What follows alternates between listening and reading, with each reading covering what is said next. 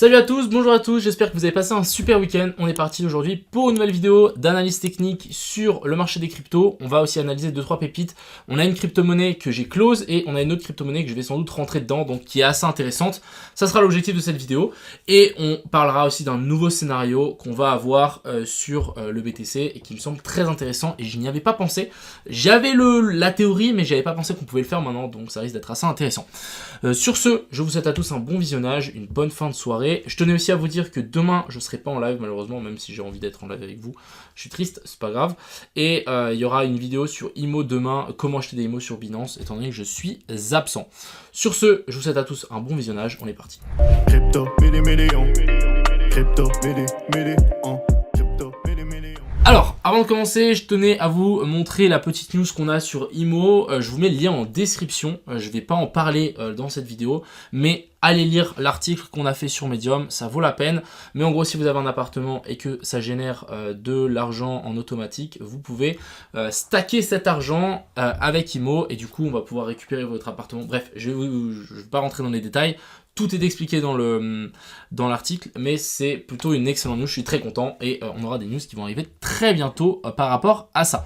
De plus, je vous mets un autre lien, ça sera le même lien. Si vous allez interagir avec, donc si vous allez mettre un commentaire, RT et like, vous pouvez gagner jusqu'à 1000 IMO, donc 1000 IMO ça représente 200 $. Donc n'hésitez pas, ça fait toujours plaisir. On est là pour égaler la commu et je vais en faire de plus en plus des petits concours comme ça, donc j'espère que ça vous plaît et je compte sur vous pour être à fond, parce que des fois je pense que je vais faire des tirages au sort sans même prévenir à l'avance. Donc par exemple tous les gens qui ont mis un commentaire sous cette vidéo, ils vont être pris en compte dans la liste. Donc je pense qu'il y aura pas mal de concours un peu aléatoires par rapport à tous mes réseaux, donc n'hésitez pas à être actif un peu partout. Ensuite ici c'est le scénario assez intéressant que je voulais vous montrer. Donc on a LSD in my coffee qui nous a montré qu'on avait ici un joli petit canal qu'on pouvait redescendre. Je ne sais pas si vous vous souvenez de moi ce que j'avais dessiné sur le Bitcoin, mais je m'étais dit assez intéressant ce canal, mais moi je l'avais dessiné comme ça. Donc je m'étais dit, ok, on a ce joli canal, on l'a cassé, très bien, on est parti plus haut. Le seul bémol de ce canal, c'est qu'on n'était pas revenu chercher la zone OTE et la zone de fair value gap en 4 heures qu'on avait laissé juste ici en dessous. Et là, avec son analyse, je me suis dit, mais en fait, il résout mon problème de cette zone OTE qu'on n'était pas venu toucher.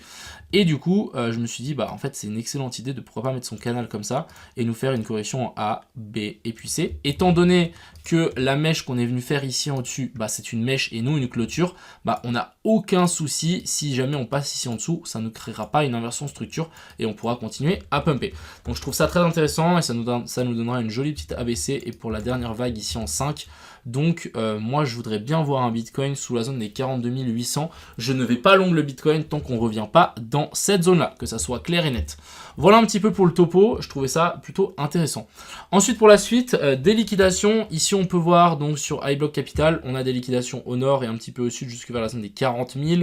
On a un petit pic qui est assez vénère ici vers la zone des 44 400 et ici on peut voir qu'on a aussi quand même toujours plein de longues sur le marché, donc c'est clair et net qu'on a toujours plein de longues. L'open interest qui est toujours dans le rouge. Alors l'open interest sur toutes les altes ont bien diminué, avant c'était rouge pétant, maintenant c'est rouge normal, on est sur du 2 fois, 3 fois, 4 fois, mais on est plus sur du 5 fois, 6 fois, 7 fois, 8 fois comme on avait avant. Donc ça s'est un petit peu apaisé, les gens ont un petit peu clôturé leur position, un petit peu comme moi finalement qui a close la position sur le OP, mais je tenais quand même à vous signaler qui sont quand même rouges, donc on n'est pas à l'abri de nous faire quand même une petite baisse. Alors, le topo ici, ce que je voudrais voir, donc encore une fois, c'est ce que j'ai envie de voir si je veux prendre une position. Je suis pas là pour prédire le futur, je suis juste là pour me dire, ok, si on revient là, je long, point barre. Je ne vais pas long là, je ne vais pas long là-haut. C'est si on revient ici sous la zone des 42 800, je vais me dire, ok, là si on a un setup, je vais long. Si on n'a pas de setup, je ne long pas, mais ça reste toujours haussier. Donc voilà, c'est mon analyse sur le Bitcoin. Si on zoome un petit peu ici, je pense en 15 minutes, on a une petite trendline, on va pouvoir je pense l'enlever. On est plus dans une optique à laisser des liquidités ici au nord et à venir récupérer toujours au sud. Donc est-ce qu'on va faire un espèce de scam pump le dimanche soir pour ensuite récupérer les liquidations qu'on a laissées au-dessus pour des gens qui shortent et ensuite on viendra récupérer tout ça. Ça me semblerait être un un bon plan. Mais encore une fois, moi je ne vais pas trader le BTC, je vais simplement l'attendre dans cette zone-là. Ensuite, du côté ici de l'Ethereum, alors je vais peut-être pas prendre cette position parce qu'on a quand même beaucoup de choses. Alors, l'Ethereum qui descend aussi un petit peu tranquillement. On est venu récupérer jusqu'ici en dessous les dernières mèches, très bien. Par contre, on n'est pas venu chercher la zone ici de Fair Value Gap qu'on avait en 1 heure, ni en 4 heures. Donc, je me dis que le bottom ici n'est toujours pas trouvé et on n'a pas de boss. Donc, je rappelle qu'il nous faut une clôture au-dessus de ce plus haut-là pour nous dire, ok, ça nous inverse la structure. Pour le moment, je pense qu'on peut, encore une fois, se faire rejeter là. Je ne vais pas shorter l'Ethereum, j'ai toujours mon long en cours, je vais le holder. Par contre, si on revient chercher la zone de Fair Value Gap, je pense que je rechargerai ma position en long pour vraiment essayer d'aller taper bien plus haut, étant donné que l'Ethereum est quand même bien en retard par rapport au BTC. Si on regarde du coup la charte Ethereum contre BTC, on est venu corriger un petit peu, mais vraiment, il n'y a rien à se mettre sous la dent, peut-être juste le fait qu'on est venu chercher la zone de Fair Value Gap ici en 4 heures. Mais voilà, c'est vraiment très très léger. Je verrai bien encore une hausse vers le haut, mais on verra. Encore, n'oubliez pas qu'on a les ETF, et je pense que les ETF sur le Bitcoin peuvent vraiment matérialiser un top. En mode, il y a des gens qui FOMO la news, et ensuite c'est sell the news, donc buy the rumor, on est dans la rumeur, et sell the news droit derrière. Ensuite, petit débrief de mes positions. Donc le OP, j'ai décidé simplement de close la position, parce que en fait, je suis vraiment pas fan de cette petite inversion de structure qu'on est venu faire. Donc là, on a un boss, et ici on a notre cos. On est venu chercher les lots, ok, très bien, mais on est remonté, et là on se fait un petit peu rejeter par la mèche après la mèche de liquidation. Donc ça, en théorie, c'est pas très très bon. Donc j'ai décidé de close entièrement ma position sur le OP. Autant prendre ces profits là et aller chercher d'autres opportunités. Donc j'ai gagné pas mal, je suis très content. Maintenant cherchons de nouvelles opportunités. Ensuite ici on a le SUI, j'ai toujours ma position en longue dessus que je vous avais partagé sur mon canal Telegram. Donc il n'y a rien à dire. Pour le moment, il latéralise un petit peu, mais je pense qu'il peut monter bien plus haut. On a le Sushi aussi qui était venu effleurer un petit peu de nouveau notre stop loss. Pour le moment, pas d'inquiétude. On est venu faire ici un petit cos hier, donc continuation finalement de la structure baissière. Et ensuite ici, on a corrigé en A, B et puis C, un petit peu en dessous. Et là, on est en train de repartir. Donc j'ai décidé de hold ma position sur le Sushi. D'ailleurs, j'ai même rechargé. Donc on verra ce que ça donne. On a le FXS aussi, j'ai décidé de hold. Pour moi, on est vraiment en train d'accumuler et j'espère vraiment à un moment ou un autre qu'on va vraiment s'envoler. Donc rien d'autre à dire de plus que ça sur ici le FXS. Je voulais vous montrer aussi donc le Grook. J'ai hold ma position que j'avais en spot. Je rappelle que moi, je suis rentré par là autour. J'ai hold ma position même si on est monté et redescendu. J'espère qu'on va pouvoir regrimper pour venir récupérer les equal high qu'on a laissé là-haut. Et ensuite on pourra clôturer. Si vraiment ici on voit que ça dégoupille et qu'on fait une clôture ici en dessous, je vais close en perte. Je pense que je vais perdre 10%, quelque chose comme ça.